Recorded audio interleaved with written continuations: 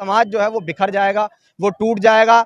मान्यवर कांशीराम साहब बाबा साहेब अम्बेडकर को जीवित करके गए, लेकिन आज बाबा साहेब अम्बेडकर तमाम पॉलिटिकल पार्टी के लिए सिर्फ एक राजनीतिक एजेंडा बन के रह गए हैं।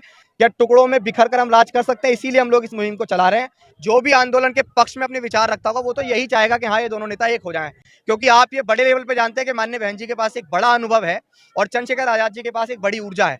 मैंने भी गुलामगिरी पढ़ी है, मैंने भी चमचागिरी पढ़ी है, मैंने भी इस बहुजन आंदोलन को समझा और पढ़ा है। मुझे ये लगता है कि वर्तमान समय में बहन जी और माननीय चंद्रशेखर आजाद जी को साथ आना चाहिए, तभी बहुजन समाज की राजनीति का कोई भविष्य है, वरना ये भी एक इतिहास बन के रह जाएगी। ट्विटर तक ही रह जाएगी या सड़क संसद तक पहुंच पाएगी? अभिषेक जाटव को जितने लोग जानते हैं वो ये जानते हैं कि अगर उसने कुछ काम कहा है तो वो सिर्फ ट्विटर तक और वीडियो तक सीमित नहीं रहता, वो जमीन पे आके इस काम को करता है। अभी प्रयास कर रहे हैं जिन्होंने गेस्ट हाउस कांड किया, क्या वो लोग 2019 के लोकसभा में साथ नहीं आए थे? तो हम तो फिर भी घर के हैं यार, तो घर के लोग क्यों साथ नहीं आ सकते हैं? आपने लाल किला देखा है? यहाँ लाल किला, उस लाल किले को देख के क्या कहते हैं कभी अकबर ने बनवाया था। आज उनकी क्या स्थिति है देश में, कोई इस तरह की चीजें बता सकता है? तो बहुजन राजनीति में महज इतिहास बन के रह जाएगी कि उत्तर प्रदेश में कभी बहुजनों का एक नेता बना था जी, मुख्यमंत्री। क्या लग रहा है कब तक सफल हो पाओगे? जब तक सफल नहीं होंगे प्रयास करेंगे। आंदोलन दूसरे नेताओं को आईना दिखाने के लिए करते हैं, तो अपने नेताओं को आईना दिखाने के लिए भी हम आंदोलन खड़ा कर सकते हैं। क्या समझ के आपने इस तरीके की जंग छेड़ी? देखिए, समझने वाली बात तो ऐसी है कि 2024 में लोकसभा का इलेक्शन है। 2007 में 6 में मान्यवर कांशीराम साहब हमें छोड़कर गए थे। 7 में आखिरी बार 206 सीटों के साथ हमने बहुमत के साथ सरकार बनाई। उसके बाद अगली बार हमें 80 सीट मिली, उसके बाद हमें 19 सीटें मिली और आज एक सीट पे सिमट के हमारा वो आंदोलन रह गया है। इसमें हम हमेशा ये कहते रहे, मैं किसी पे आरोप नहीं लगा रहा हूँ। माननीय बहन जी हमारे लिए कितनी सर्वोपरि हैं, इस बात को मैं कोई सर्टिफिकेट लेके नहीं घूमूंगा, वो मैं अच्छी तरीके से जानता हूँ मेरे लिए कितनी सर्वोपरि है। लेकिन वर्तमान समय में जो बहुजन समाज की और खासकर दलित समुदाय की जो राजनीति है वो पतन की ओर है, इसमें कोई दो राय नहीं है। और उस राजनीति जो पतन की ओर है वो बिल्कुल ध्वस्त ना हो जाए, मिट्टी में ना मिल जाए, इसलिए हमने ट्विटर के थ्रू एक ये कैंपेन चलाया, एक ट्वीट किया था कि जो माननीय बहन जी और भाई चंद्रशेखर आजाद के बीच जो दूरियां हैं उनका सबसे बड़ा कारण वो लोग भी हैं जो सुबह से लेकर शाम तक बस इन दोनों के बीच आलोचनाएं करते रहते हैं, एक दूसरे का पक्ष रखते हुए एक दूसरे की बुराइयां करते रहते हैं। भाई आंदोलन इससे आगे तो नहीं बढ़ेगा। आंदोलन इससे आगे बढ़ेगा कि समाज में जितने भी छोटे बड़े नेता हैं वो तमाम लोग एक पटरे पे आए, एक पटरे पे आके 2024 का जो इलेक्शन है उसको लड़ें। मैं ये नहीं कहूंगा कि आप गठबंधन करो, मैं ये नहीं कहूंगा कि आप पार्टी का विलय करो। भाई नेता आप हो, समाज में कार्यकर्ता है, नेता आप हो, आप ऐसी रणनीति बनाओ कि आप साथ भी आ जाओ, ना कोई ऐसा कुछ बड़ा जो है कदम उठाना पड़े। लेकिन यार समाज जो है वो बिखर जाएगा, वो टूट जाएगा। मान्यवर कांशीराम साहब बाबा साहेब अम्बेडकर को जीवित करके गए, लेकिन आज बाबा साहेब अम्बेडकर तमाम पॉलिटिकल पार्टी के लिए सिर्फ एक राजनीतिक एजेंडा बन के रह गए हैं। लेकिन वाकई में जिस समाज को बाबा साहेब अम्बेडकर कह के गए थे कि 21वीं सदी में मेरा समाज इस देश का शासक होगा, वो 21वीं सदी में राज करेगा। लेकिन क्या 21वीं सदी में हम टुकड़ों में राज कर सकते हैं? क्या टुकड़ों में बिखर कर हम राज कर सकते हैं? इसीलिए हम लोग इस मुहिम को चला रहे हैं कि भाई चंद्रशेखर आजाद और माननीय बहन जी आज एक साथ आए, क्योंकि ये आपको भी पता है और तमाम लोगों को पता है कि आज देश में अगर बहुजन समाज के कोई बड़े लीडर दो हैं तो वो भाई चंद्रशेखर आजाद और माननीय बहन जी हैं, इसमें कोई दो राय नहीं है। आप और हमको ही क्यों दिख रहे हैं कि टुकड़े में बट रहे हैं? बड़े नेताओं को नहीं दिख रहा है कि आप टुकड़े में बट रहे हैं? देखिए, ये सवाल आप बड़े नेताओं से करें, मैं तो चाहूंगा कि आप मीडिया आप उन तक पहुंच जाते हैं। भाई मैं तो माननीय बहन जी तक नहीं पहुंच सकता हूं, मैं तो बहुत छोटा सा समाज के अंदर एक कार्यकर्ता हूं, उन तक पहुंचने के लिए पता नहीं कितने पापड़ बेलने पड़ेंगे। लेकिन हाँ, अगर कभी समाज ने ऐसी आवाज दी कि भाई बहन जी को एक करने के लिए आप कुछ कदम उठाओ, तो भाई ये कह रहे हैं कि लखनऊ आवास पे जाके बैठ जाएंगे, इससे ज्यादा क्या करें।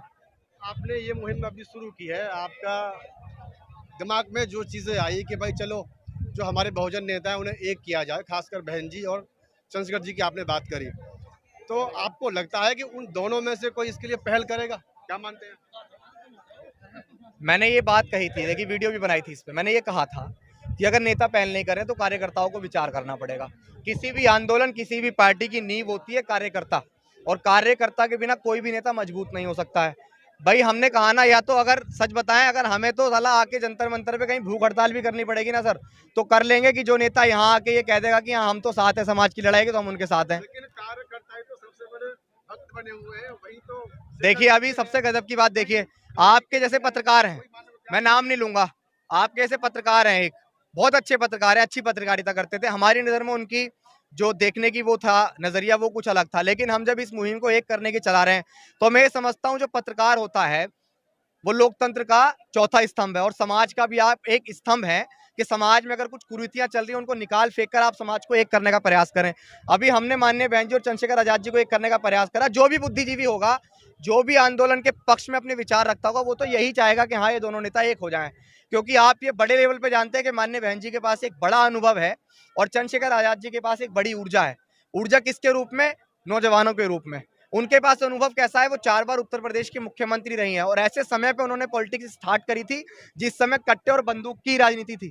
तो जब वो वहां से निकल के मुख्यमंत्री बन सकती हैं, लेकिन वहीं से पत्रकार निकल के आ रहे हैं कि भाई एक मूंछों वाले ये कहते थे कि हम तो अपने दम पे ये करेंगे और बहन जी को आराम करना चाहिए, अब क्या सांप को दूध पिलाना चाहिए। यार, इस तरह की बातें कौन करता है? ये तो जाहिल लोग हैं सच में।